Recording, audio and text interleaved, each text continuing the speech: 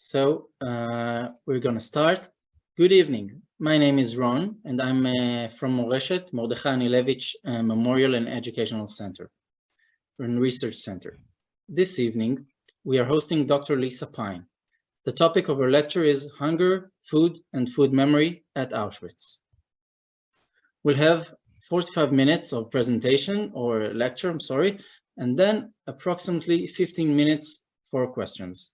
When we get to the question session, please submit your question via the Q&A button and on your screen and not via the chat.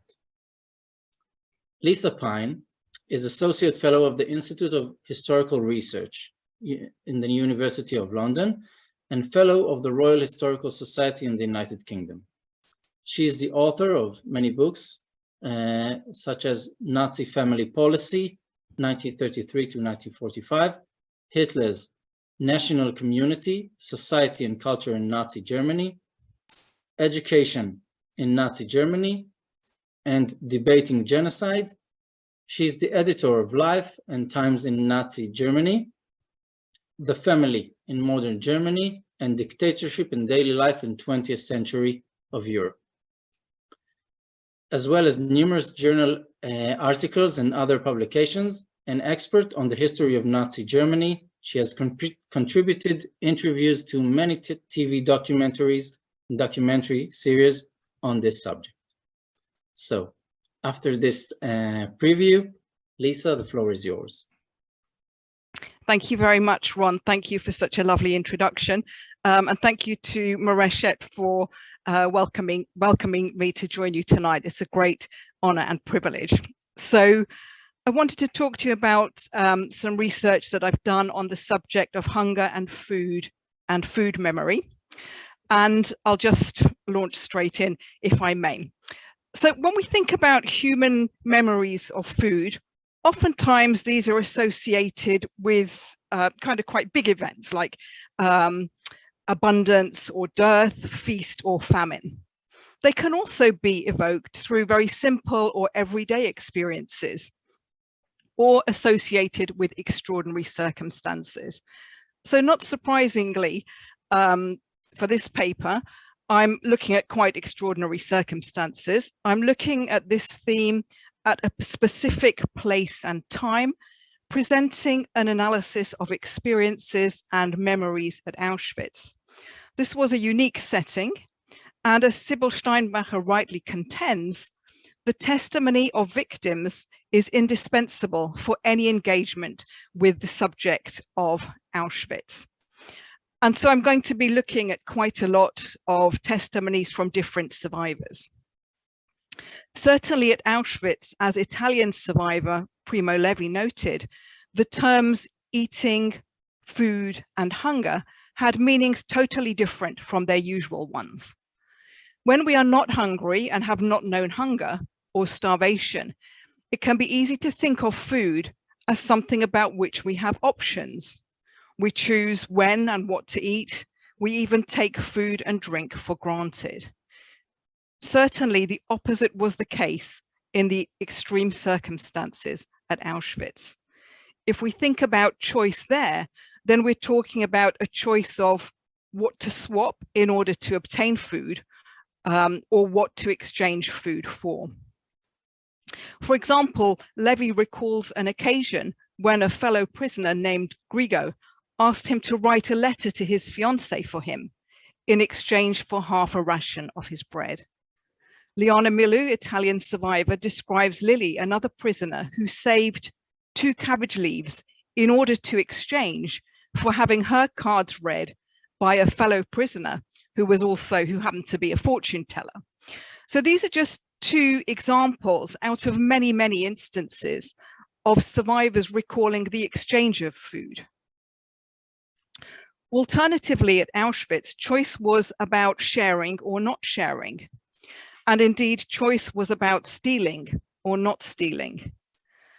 Hungarian survivor Olga Lengyel candidly recounts another prisoner quite bluntly telling her, if you do not want to die of hunger, there is only one thing to do, steal. Polish survivor Kitty Hart also admits to stealing She says, "It was hateful to think that we too had to stoop so low as to steal from other prisoners, something we had not done in all these years, but it was necessary in order to survive." Henry Vermuth, a German Holocaust survivor, states that having one's bread ration stolen was another thing to be aware of. Stealing bread meant stealing someone's life. And he recalls very clearly the anguish caused when someone had stolen his father's bread. And yet he also acknowledges that all the prisoners were driven by self-preservation. And as you can already tell, stealing was not uncommon. Also, choice at Auschwitz was about whether to eat the meager rations all in one go, or to try to save them in order to make them last. But then the latter option was associated with the fear that any food that was saved might be taken. So there's then also that constant fear that others would steal their food. For instance, Milou relates an incident of a female prisoner. She says, hunched up in a corner, voraciously eating a salad of a sort made from little herbs that grew at the edge of the camp. She looked up and instinctively clutched her bowl close to her as if my appearance threatened violence or theft. And even after liberation, as we know, some survivors would not stop hiding bread under their pillows. One more thing that survivor accounts also mention is the difficult subject of the exchange of food for sexual favors. So again, this is a very difficult topic. And in Milou's book, she speaks of one woman stating, "I can't demean myself like those women who sell themselves for a slice of bread." And Lengyel too refers to food as the coin that paid for sexual privileges. So this evokes the term grey zones that Primo Levi used in his final book to demarcate the ambivalent and the complex choices that prisoners had to make in order to survive. The common preoccupation, of course, was about how to try to obtain a little bit more food in order to survive longer. Vermuth, for instance, notes at one point when talking to a fellow inmate who had been in his class at school, he said, "I asked the vital and inevitable question about some additional food." He had a stroke of good fortune when it turned out that another of his former classmates was in charge of the soup distribution. And he recalls that this classmate filled his bowl from the bottom of the container, so not the watery stuff at the top, he says, but with lots of solid stuff, even 2 tiny pieces of meat. And this sort of adds to our knowledge about the capacity to survive, as many survivors have noted, depending on luck or circumstance. So this was a fortunate circumstance. Now, I think food memory and food imagination are significant themes in Holocaust survivor testimonies. Mirna Goldenberg has asserted that food, or precisely hunger, dominates Holocaust narratives. And if we read them, and we read them closely enough, certainly we can see examples of this, and particularly, although not exclusively, in female ones. So whilst food talk amongst women at Auschwitz has been more widely discussed and acknowledged, it was not just women, but also men who engaged in food talk. And Viktor Frankl, the Austrian survivor, states that the majority of prisoners, so he's talking about the men now, he says when they were working near each other and were not being closely watched by the guards, they would immediately start discussing food, asking each other about their favorite dishes and planning what they would eat after this ordeal was over. So the conscious act of planning for the future in this way was something of a coping mechanism and even a survival strategy for Jewish inmates here and in other of the Nazi camps, indicative of a will to survive and representative of an act of resistance against their captors. So they were doing something they shouldn't have been doing. Now, even before their arrival at Auschwitz, the Holocaust survivors remember the horrors of their journeys. Elie Wiesel, a Romanian survivor, relates that Saturday, the day of rest, was the day chosen for our expulsion. The night before, we had sat down to the traditional Friday night meal. We had said the customary blessings over the bread and the wine and swallowed the food in silence. We sensed that we were gathered around the familial table for the last time. And in his description of the journey, he states that after 2 days of travel, thirst became intolerable. He recalls that there was still some food left, so people took what they could with them. But he says, we never ate enough to satisfy our hunger. And also he adds, our principle was to economize, to save for tomorrow. Tomorrow could be worse yet. So that's another way in the thinking. And many accounts outline this constant struggle between trying to satisfy hunger at a given moment on the one hand and saving food for later consumption on the other. So Milu, who we've mentioned before, recollects the evening bread distributions. She says, each evening became an endurance test as I wrestled with the most ferocious temptation. I would start out full of resolve, hiding the bread inside my dress for a quarter of an hour or so. Then take it out to gaze lovingly and sniff with passion until the struggle between desire and the wisdom of deferred gratification culminated in my ripping into the bread like a starving beast, destroying in no time what was the object of endless inner conflict. Frankl too describes endless debates on the sense or nonsense of certain methods of dealing with this very small bread ration. He says there were two schools of thought. One was in favor of eating up the ration immediately, and the second group, he says, used different arguments, so about trying to save them. And Vermuth too recollects about those who ate their rations straight away and those who tried to save them. And what we can see then is that this bread ration, this tiny, very insubstantial amount of calories, of course, was so crucial to survival that these memories about it were so significant and literally come up time and again in the accounts.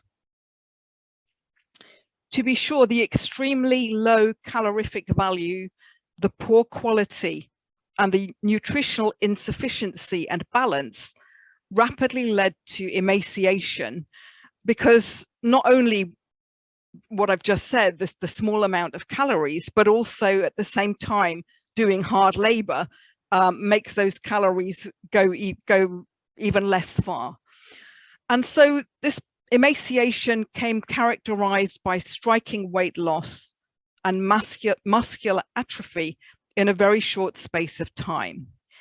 And if we kind of think about this in physical terms and how that manifested itself, the symptoms of starvation presented themselves in two stages.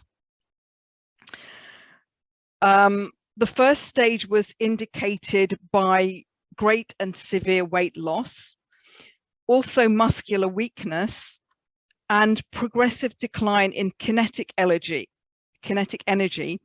as well as slowness of movement and debility. The second stage, signified by even further loss of weight, then also a change in facial expression, hollowness of the eyeballs, and the skin turning gray, as well as susceptibility to all kinds of infections. And in addition to this, other symptoms made themselves known. So changes to the cheekbones and the eye sockets, formation of swellings and diarrhea. And furthermore, indifference to and detachment from the environment was another way in which this was symptomized, and eventually a very low temperature and a bent posture ensuing. So you may have come across the term Muselmänner as a term in the camp jargon to describe the prisoners.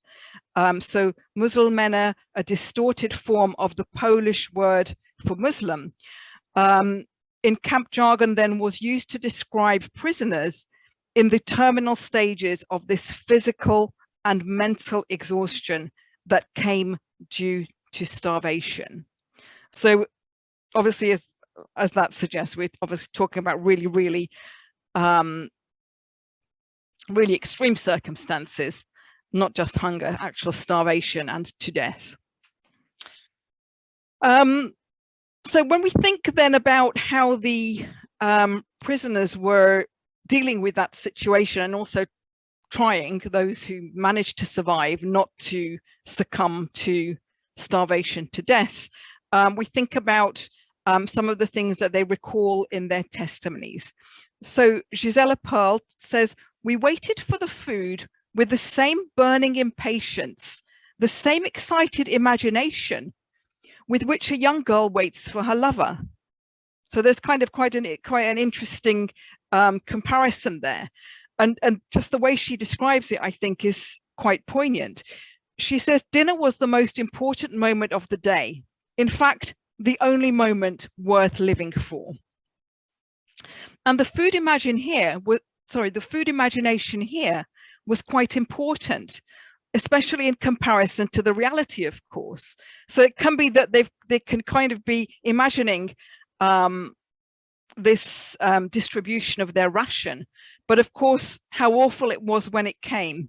She describes it as a horrible concoction, and yet she says, "We didn't care. It was warm and it was food, even if there were pieces of wood, potato peeling, and unrecognizable substances swimming in it."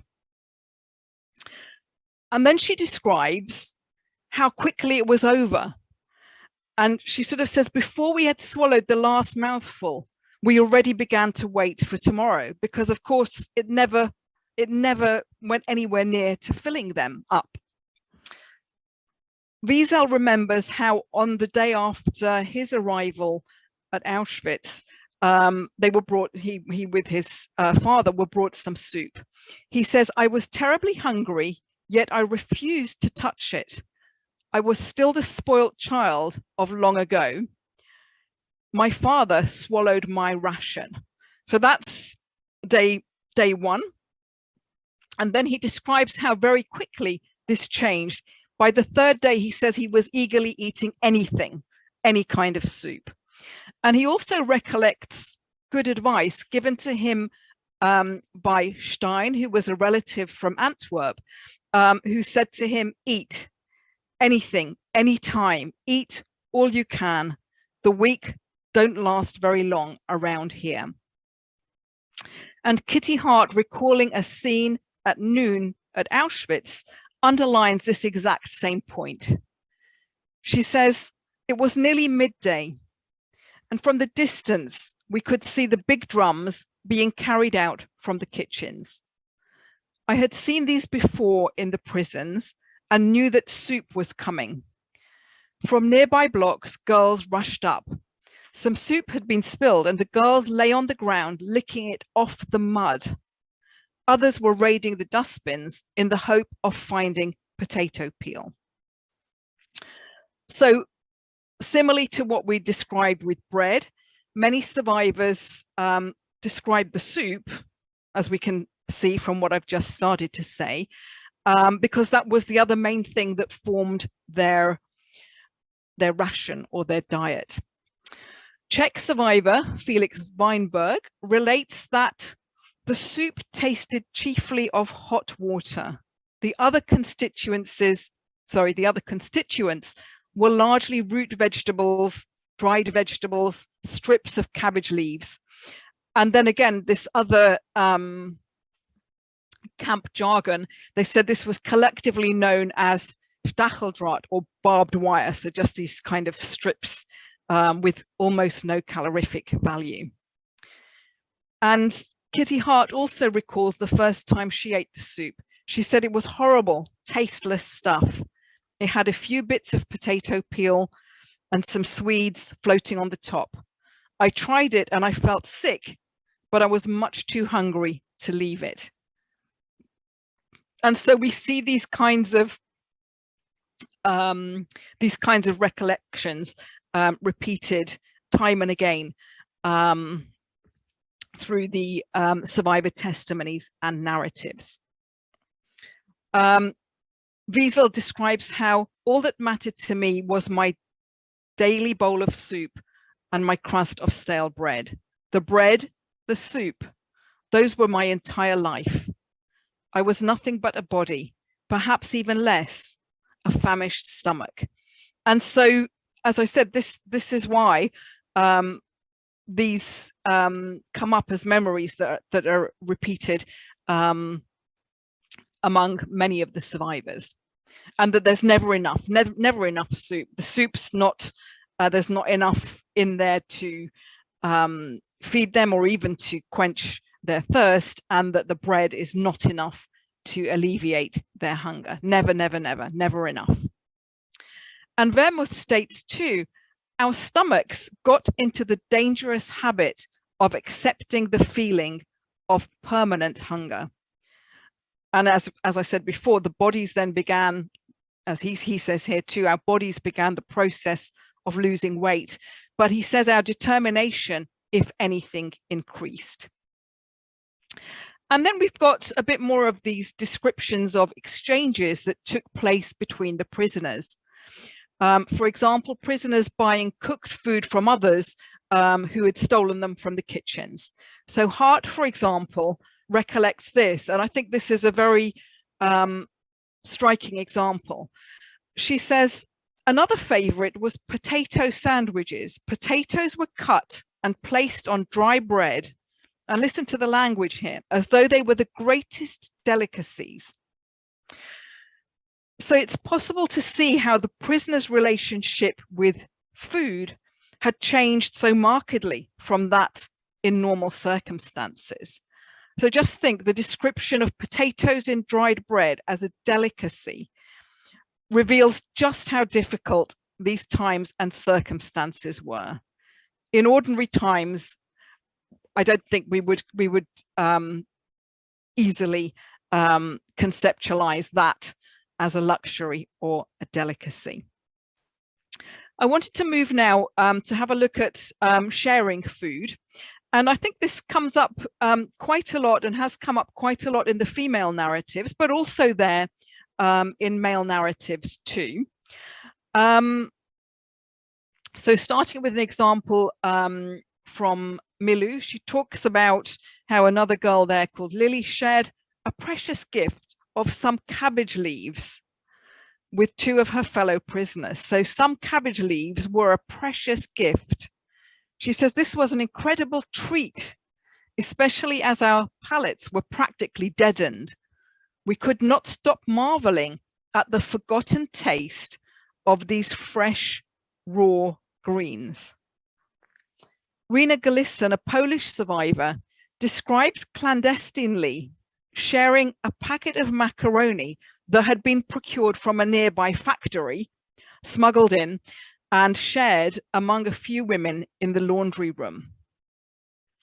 So she talks about that these noodles were divided evenly into their bowls, 5 tablespoons for each girl, with hot water put on top, and making sure that everyone gets some. And she says that she and her sister waited until everyone else was served and served themselves last. She said, and then in silent unison, we begin to eat the warm, nourishing macaroni. On another occasion, she describes sharing another rare provision, sugar. So again, somehow a bag of sugar being procured, smuggled into the camp. And these two sisters shared them, they say, with 20 of our closest girlfriends after everyone is asleep. And she talks about carefully leveling off each spoonful to make sure that everyone gets an equal amount. So we can kind of see here that these are examples of normative female behavior, what we might expect about the female prisoners caring for each other, supporting each other, offering comfort and solidarity. And indeed, Joan Ringelheim, a pioneer in the field, showed that women were able to transform their habits from before and their experience of nurturing into the care of the non-biological family. So most of these women, of course, by this stage, they've lost their family members, maybe all of them. So there's this kind of making connections with a non-biological family. So like making camp sister relationships, that kind of thing. But it wasn't only the female prisoners who recalled this, and also there are examples of male prisoners. So Primo Levi, for example, recalls an encounter with Tischler, a Polish Jew at Auschwitz. And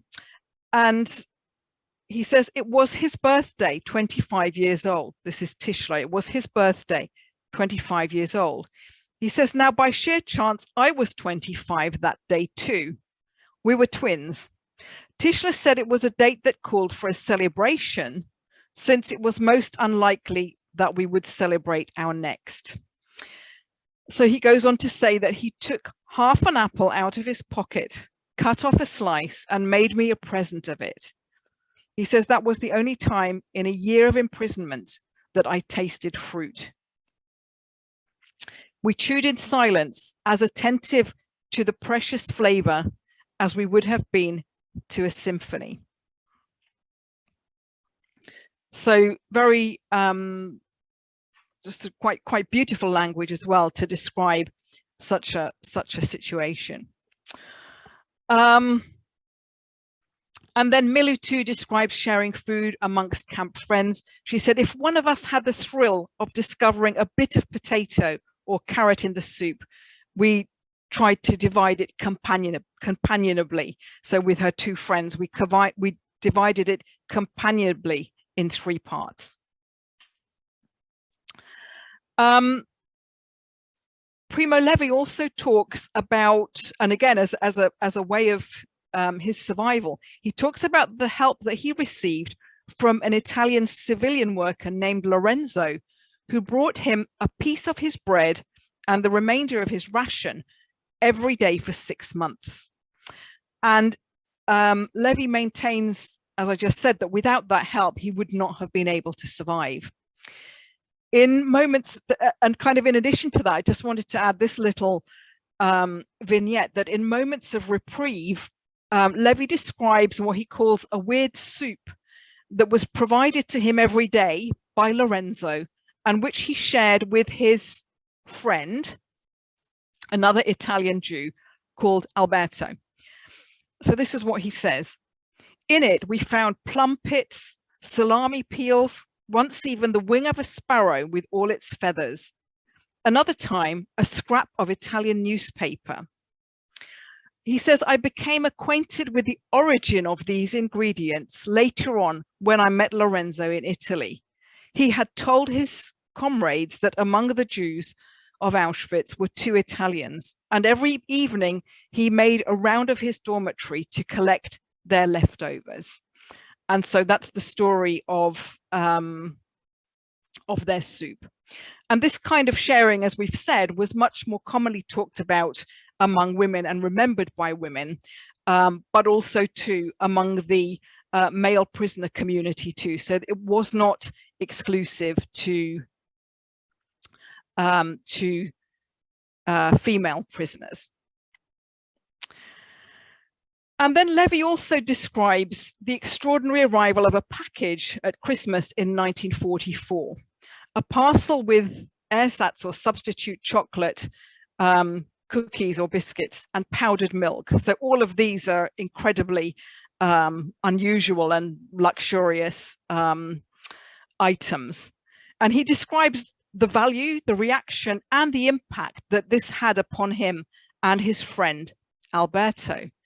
He says there were delicious things to eat for days and days. And then we come back to something that we talked about earlier on.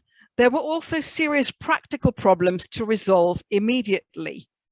We found ourselves in the situation of a passerby who is handed a gold ingot in full view of everyone. Where to put the food, how to keep it, how to protect it from other people. Our year-old hunger kept pushing us towards the worst possible solution, to eat everything right there and then. But we had to resist that temptation, and for another reason too, our weakened stomachs could not have coped with eating all of that compared to the very small ration that they had. So they're kind of lots of different things. And yet, he said, they noted that people were looking at them with different eyes. And this made them, he says, speed up the consumption because something eaten cannot be stolen. So this is a theme that we talked about earlier on. So certainly food then was a resource for their imagination, for their hopes and their dreams, but there were also very strict limitations for different reasons on what was realistically possible. I just want to move on now to talk a little bit, just to give a couple of examples of food memories. So here I mean not the memories of the survivors talking about their time at Auschwitz, but now I'm talking about those people when they were prisoners, remembering earlier times. So I think these have been very important stories to tell. So we've seen that the prisoners talked of severe hunger, of course, but food was also conspicuous as the subject of memory. And again, Mirna Goldenberg, working on this, had said that this was actually stimulated physically by the extreme hunger that they were facing. So sharing memories of delicious meals eaten in better times was a diversion for both men and women. For men, food memories were about recalling meals once enjoyed in a state of freedom. They don't refer much to other things, but it's sort of more about their freedom and their independence, I think. For women, though, food talk and food memories were very much rooted and situated in the kitchen and remembered through their socialization, which often had more concrete kind of kitchen memories than for men, obviously, for the most part. So for women then, swapping recipes, explaining to another woman how to cook or bake was significant. So passing on a skill, talking about a tradition, giving hope for the future, a sense that there would be a future after this. An act of affirmation among women hoping to survive. And as I've said before, engaging in this kind of activity too, representing an act of defiance against the captors. So I've got quite a lot of examples, but I think I will just choose one or two here. So this idea then about associating memories with these times at home, these kitchen memories and these food memories. So I think quite an important one from Rena Galisson. So she recalls home, her home, and she recalls the Sabbath whilst she's here at Auschwitz. So something creates this memory, and she says, suddenly I'm transported back through time. And she remembers how wonderful our house used to smell the night before Sabbath, the goose, the kugel, the potato cakes. I long for real home cooked food and actual meals that take place at a table with white linens and silverware, meals that last for hours because there is so much food. I long to see Mama with her white silk scarf draped over her head, lighting the candelabra on the dining room table for Sabbath. So there's so many things just in that short quote. So the idea of being transported back to time, there's the smell, there's the taste, there's the way that the room looked, there's the kind of religious ritual as well with the lighting of the candles. So encompassing even the smell of the food, memories and the recollection from home helped these prisoners to endure their circumstances at Auschwitz. To recall them, as De Silva notes, in desperate circumstances is to reinforce a sense of self. So this was really important. And we've got a memory of, so written by Liana Miliu, of Gustine, a female prisoner at Auschwitz from Holland, who talked about her home, she said, for hours on end. The fire sparkling in the big blue tiled stove and her mother preparing the snacks for tea. The smell of fresh bread, the most comforting smell in the world, and the butter and the ruby hued currant marmalade, the gaily colored curtains on the windows. Oh, beloved home, the most cherished place on earth. So these kinds of memories then, this reminiscing to remember better moments and to share those with those around them. And so this could have a salutary effect on individual prisoners, and again in the way that they related to each other. And I just want to give you one example now of this kind of food imagination from Weinberg, who relates his memories of his happy childhood. And he said that this furnished his mind with a cocoon of security and contentment into which it could withdraw in times of hardship. And again, the language is so powerful, and just the descriptions just give us such a clear picture. We can imagine it with him. So he recalls his summer weekends at small resorts in Bohemia. He says each cafe specialized in some particular kind of dessert. Our family, friends, and relatives would settle down to coffee and the local specialty cakes. He remembers eating samples of salami and cheeses offered to him by shopkeepers and tasting cakes when he accompanied his mother on her outings with her friends to these exclusive coffee houses. Particularly, he recollects that marzipan potatoes left a lasting impression. So these are a sweet marzipan in the shape of potatoes. So it's something that stayed in his memory. He also related a visit to Belgium that he had made with his father. And again, we've kind of just got this connection between his memory and his stomach. He actually says, "My stomach has always had a long memory. And the delicacies that I encountered in Belgium, such as tomatoes stuffed with crevettes and homemade mayonnaise, or crevette vol au vent, became something I tried particularly hard to avoid remembering during the subsequent Hungry War years." So we kind of seeing these particular kind of privileged childhood memory described there. And we're just kind of getting a sense of, what has been lost and what has been replaced by such a drastic circumstance. And yet having that memory evoked would always remain, and could perhaps, as we've said, in some circumstances, as some survivors have said, acted as a coping tool, a survival tool. So this relationship between starvation and food imagination was very clear. And the prisoners journeyed in their imagination back to times when food was freely available. And then examples of food and religious tradition. So I've talked about examples of remembering back, but the last thing I want to do before I come to my conclusion is just share one story of rituals of prisoners trying to uphold their religious traditions at Auschwitz.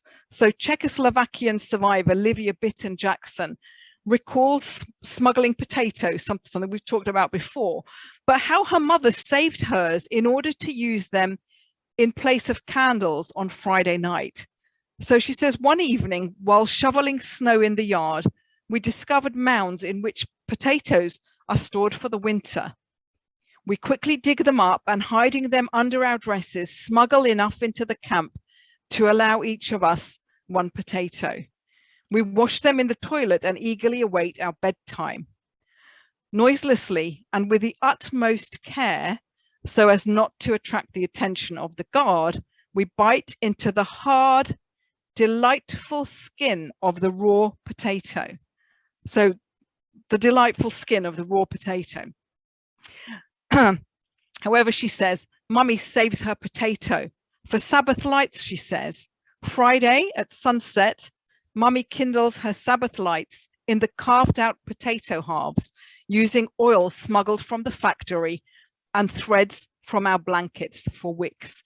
So we've got resourcefulness. We've also got a determination to try to carry on a tradition.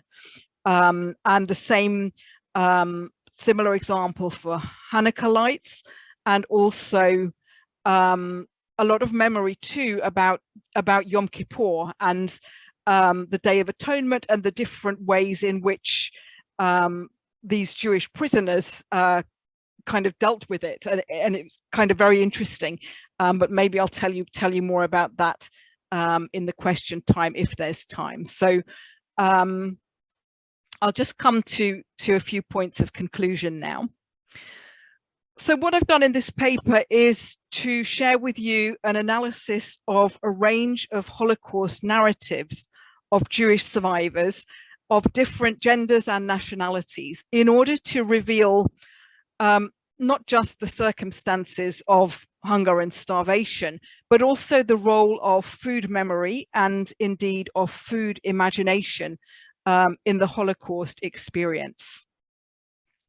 So we've looked at how post-war narratives recalled those circumstances of food and hunger, and how those themes of literally just the bread and just the soup came up time and time again because they were the most important thing.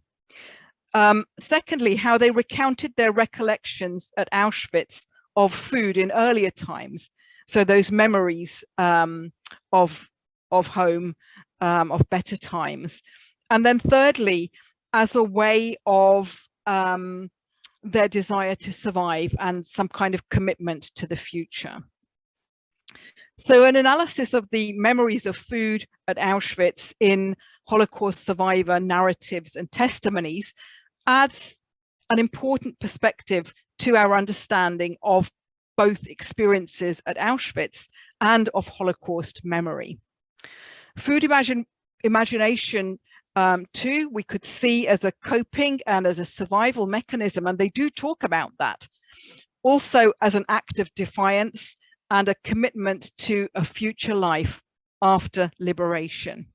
The testimonies furnish a rich set of sources for analysis, and as we've seen, the language is sometimes very beautiful, but the kinds of metaphors and the language is very powerful and poignant.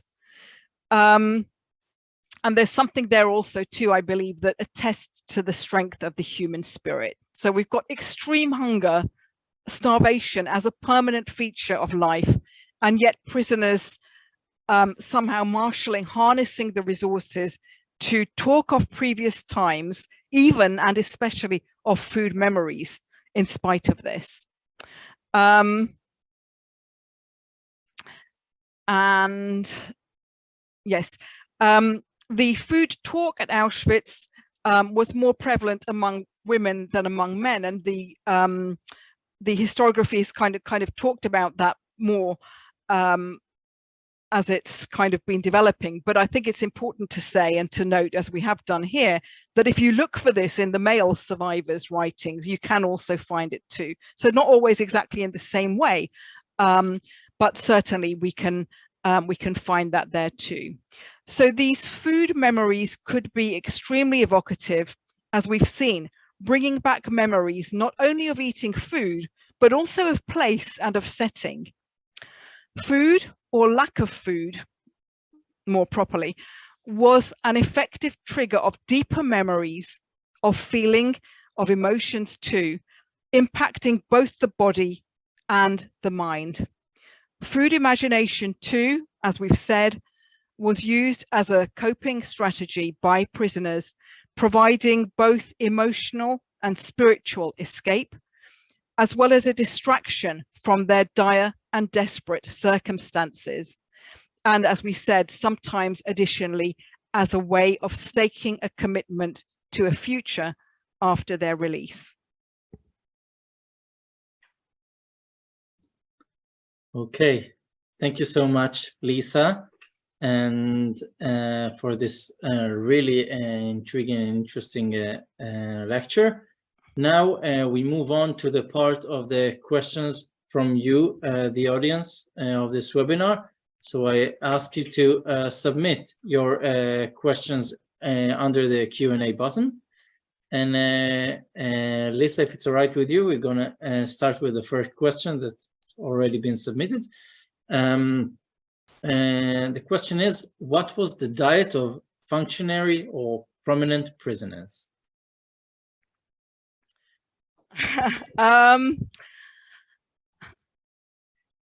I think that, I mean, I think what I've been describing, and it's a really very low calorific intake, was indeed the amount for the ordinary prisoners. So there were some categories of privileged prisoners, which could have been actually quite a bit more than that. It depends kind of exactly what you're meaning by privileged prisoners. I mean, I've done some work looking at, not that we can call them privileged, but looking at the Sonderkommandos, so those who were working at the gas chambers. This is Jewish prisoners that were working at the gas chambers, taking the bodies out and cremating them. Now they lived in, they were kind of, if we can call that privileged, it wasn't privileged at all, but they did have a higher, so they had more protection in terms of their shelter and clothing, but also they did have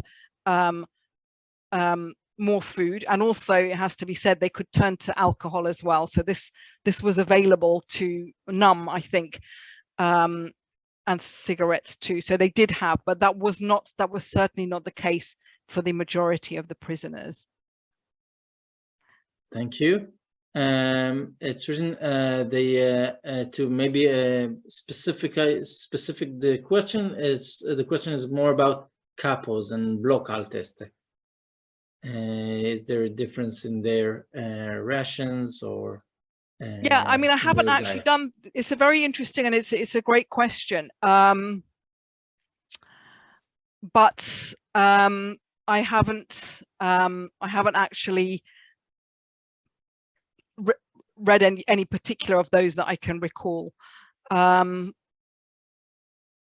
think it would have been more, because I think they did have more privileges, but I haven't got a specific calorific intake. Okay. Next question is from Yaakov Avid. Are there evidence of non-Jewish prisoners on that subject? There are. So the other part of the work that I've been doing, and it's actually it's incredibly similar actually, because I've been working on a piece for a new edited book, a handbook on Auschwitz-Birkenau, which is coming out in a year or two, I believe. And the thing that the editors wanted us to do in there was not only tell the Jewish story, which obviously is important and has been the main part of what I've been talking about here, but the editors of this handbook also said they wanted us to talk about the experiences in particular of the Sinti and Roma, so those in what was called the Gypsy Block, B2E at Auschwitz. And as a result, I've done some research into having a look at what their testimonies and what their stories have been. Not surprisingly, similar, very similar in many ways, almost worse in a way, if one can say it, in terms of the living conditions, just because of where B2E was situated, this particularly marshy, swampy area. So particularly, if one can say, even more subject to the spread of infectious diseases and so on. But again, we're kind of looking at the testimonies of the Sinti and Roma prisoners, who obviously weren't Jewish. Their stories tell a very similar situation, and I think they're kind of perhaps even less well known so far, and that's because first of all, a lot of them didn't have the tradition of writing down their history, so they weren't told for many decades, and really not till the 90s, at least till the 1990s, it kind of starts to have a historiography. And now in these kind of last few years, a little bit more about a little bit more of historians talking to and finding the survivor stories of the Sinti and Roma. And again, they tell sort of quite similar stories to this. So again, similar, I didn't talk about the journeys. I talked a little bit about one journey, but the similar things about, you know, days traveling in these, you know, in the cattle wagons and no food. And, you know, one of them says, my mother gave us urine to drink, literally, in order to hydrate them in some way to survive. So really desperate. And again, the thing that comes out very strongly in the Sinti and Roma stories that I looked at was these children just crying out for hunger. And just this is kind of seems to be described time and again in Camp B2E, just absolutely howling, screaming out, crying for hunger, and nothing that their family, that their parents, because it was they were together in their family groups there, which was different from the rest, but there was absolutely nothing that the parents, say particularly the mother, could do. And there's this kind of anguish then for a mother not being able to help her child, and hearing this child howling into the night and screaming through hunger. So yeah, very similar. Okay, thank you. Next question is, could prisoners survive more than a few weeks without organizing extra rations and getting parcels? Yeah, I mean, organizing. Yeah, I think it was very difficult. I mean, these rations, as we've said, were absolutely minute. Very difficult to survive, and the kind of situation that I described about how that starvation presented itself, and literally starvation to death. But as I said, even on, you know, with those minuscule rations that I've described, it's not just that, but doing hard labor. So it's not just about your body surviving at rest. It's actually being, how do you do all that hard labor on top of it? So it was a very short life. And these survivors are literally, many other examples, is literally, as they say, you know, Bruno Bettelheim also talked about literally, and another one as well, literally, it was down to luck. You could think it was this, that, the other, and there were kind of other factors and different things in the way the men and the women behaved. But if you had the luck of either, you know, kind of having a connection with someone in the kitchen, or being able to smuggle something from outside, or being in one of those, like, again, those camp sisters or camp friends relationships where you could get a little bit more. Or, as we've said, if we're thinking about what the Nazis were also trying to do in this fact of course, you know, dehumanizing the prisoners, but also I think one of the survivors sort of, or more than one of them, they talk about the Nazis tried to turn us into beasts. They tried to turn us into animals, so that, you know, whilst we can talk about these sort of nicer examples of people helping others to extend their rations or get a little bit more in order to survive a bit longer.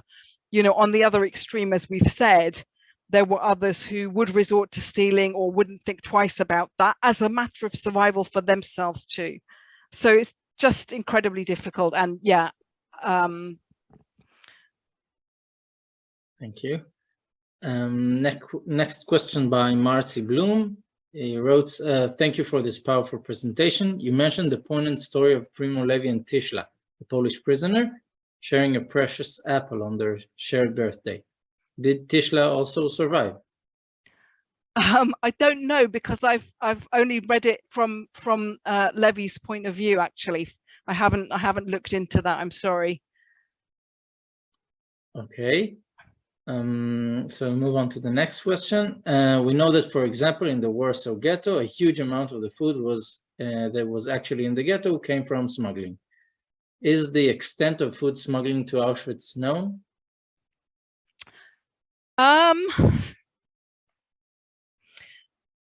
It's not. Again, I'm sorry to say, it's not something that I've worked on particularly, because you can see the focus of what my paper and my research has been on these survivor narratives. Yeah, I mean, I think maybe the situation would have been different at the Warsaw Ghetto in terms of those connections outside, which isn't to say that there were none, but I can only imagine they must have been less and harder. But yes, I mean, people talked about, they did talk about smuggling things in. Yeah. Okay. There was a term, one of those camp terms, it's just slipped my mind for the moment. Yeah. Someone mentioned the comment that Canada Barracks was a place of a source of extra food for many prisoners. Yeah. And yes, there has been thankful for you telling the stories about Primo Levi and Tishla. Maybe one more question. You talked earlier about the different food eating strategies from the ones who ate the food right away or the ones who tried to save it for the future. Among survivors, is there data about a percentage or which strategy worked for the better or had a bigger survivor rate?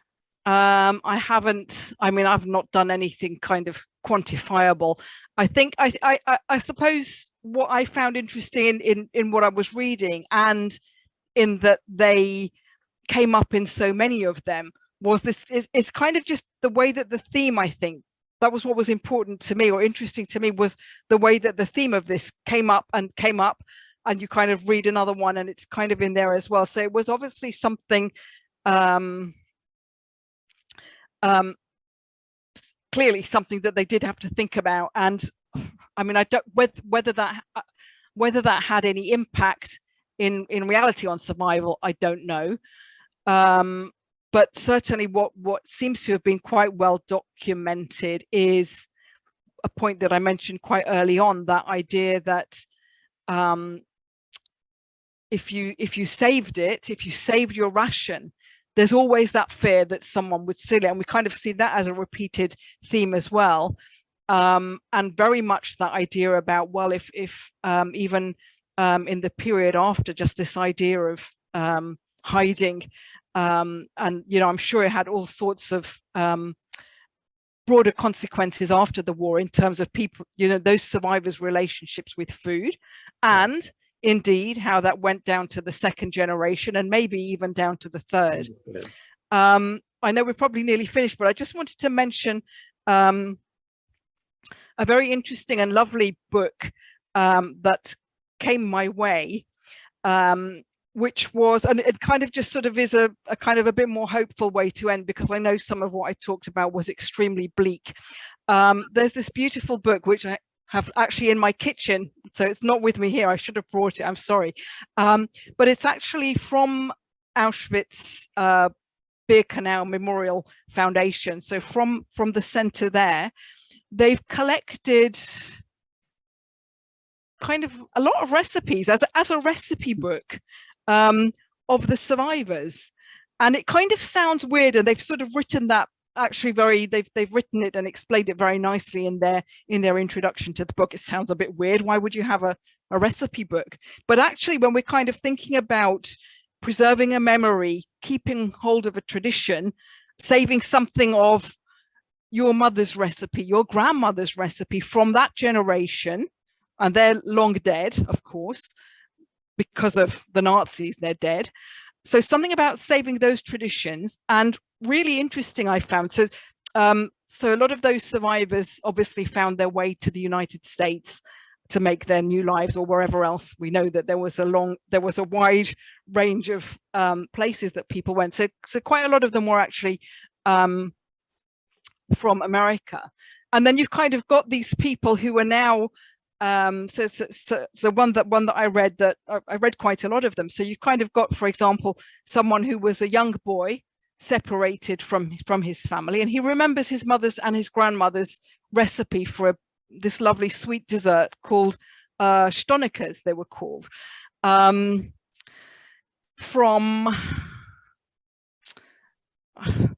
the top of my head, I can't remember if they were Polish or Hungarian. I think Polish. But anyway, the book has, this is just one of many, you know, there's latkes, there's all sorts of beautiful recipes, sweet ones, savory ones, kind of different times of year, traditional ones. So there's kind of all of that. And the fact that so he was a young boy, separated, he remembered this recipe, and he kind of talked about the kind of the background to it. He sort of talks about these fresh blueberries that grew. So it's kind of this Stonikers is this beautiful pastry dessert. I've made it actually, or my husband made it for me. So pastry dessert with these beautiful blueberries, fresh blueberries inside. And he remembered the recipe, and he's told that, and that's now something that's remained. Not only has it remained, you know, in the old world here, you know, in Europe, but you know, it's been taken to the States. So there's something's remained, and I think there's something quite important to that. Yeah. So as you mentioned, our meeting is coming to an end. So Lisa, I wanted to say first, thank you so much for your lecture, and thank you for those optimistic or inspiring finishing words. One important fact we forgot to mention at the beginning of our lecture is that among all their credits of Lisa, she's also a senior member of the steering committee of the Women in the Holocaust International Studies Center, the WISC, that has recently established by Moreshet and other organizations. So it's an important thing to mention. I think you also in your lecture mentioned the gender issue, which you are dealing and researching, and I think it is important in the food and hunger and in any other subject dealing with the Holocaust. So again, thank you so much, Lisa, for being with us, and thank you for all the participants for also being with us, and have a great evening. Thank you very much. Thank you for having me. Of course. Thank you.